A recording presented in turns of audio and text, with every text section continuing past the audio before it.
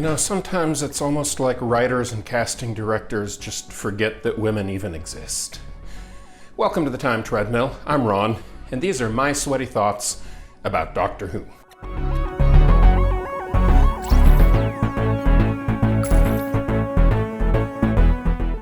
I mean, seriously. 4 consecutive episodes, not one single female character. Literally, the only woman with any acting credit in the show is the feminine voice of a computer. That's twice now, recently, and it's kind of sad, but I guess that's a sign of the times. But that's not what I wanted to talk to you about today. What I wanted to talk about is the cliffhanger to Part 3 of The Deadly Assassin. It's a real eyebrow raiser. It ends with the Doctor on the verge of being drowned. He is literally being held down underwater, his head completely submerged. And it's all the more terrifying because Tom Baker himself was terrified of drowning, and that scene scared the heck out of him.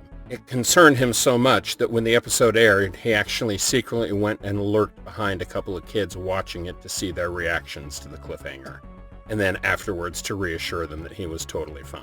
Now, that cliffhanger also caught the attention of the notorious Mary Whitehouse, a woman who was very prominent in the 70s in England as far as raising issues of unsuitability of entertainment for family and children and all of that. She had risen the stink a couple of years previous with Genesis of the Daleks. And again, with this story, she raised a huge stink over how inappropriate it was to have that kind of content in what was presumably a family show. And that outrage kind of stuck a little bit. And so that specific cliffhanger is what led to the end of the classic Holmes-Hinchcliffe era of Doctor Who, with Philip Hinchcliffe as producer and Robert Holmes as the script editor. Of course, they continued to work for the remainder of this season. That was already in the can.